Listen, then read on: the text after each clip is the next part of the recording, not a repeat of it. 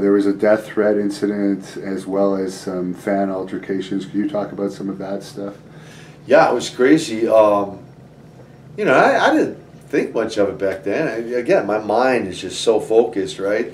I remember, for example, Charleston, South Carolina. We were going to Ivan and I were going to Charleston, South Carolina one night for a show, and the office informed us that they had received you know, phone calls and death threats that if the Koloffs showed up in Charleston, you know, they were gonna kill us.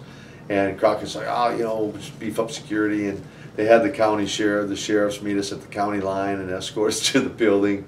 Had extra security at the building, and then escorted us out of the building to our cars and back out to the county line.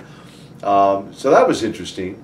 And then the first time I ever got attacked by a fan in the ring was my match against Ric Flair. My very first ever match against the Nature Boy, Great American Bash, first one ever, 1985. And that's really kind of a crazy story too, in this sense. I broke into the wrestling business of June of '84, and in 13 months, I'd become World Tag Team Champion, a World 6-Man Champion, and now I'm wrestling Nature Boy Ric Flair in the grand, you know, this massive match called the Great American Bash, first time ever, 25, 30, 35,000 people, main event, and talk about an accelerated path to stardom. It was crazy, and to think about when I think back on it now. But that night, you know, David Crockett was the special referee. Ivan was in the corner ringside with me, and we were well into the match, and Rick's on the mat. He's down.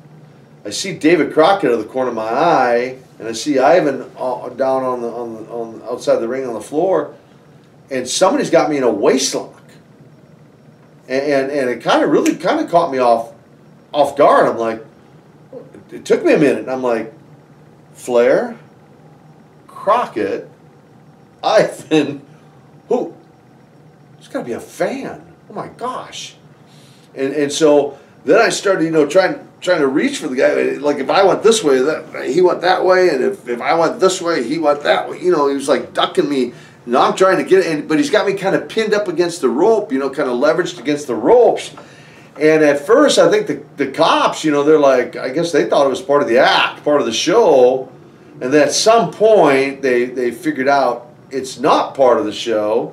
And then they look like the Keystone Cops rolling in trying to get this guy. When they eventually do get him out, and the match continues, it's out there. Somebody told me just today, actually. I mean, it's out there somewhere, YouTube or somewhere, WWE Network or something. But and that was the first of a half a dozen attacks, mostly against Flair, but also Magnum TA as well in his hometown, Norfolk, Virginia.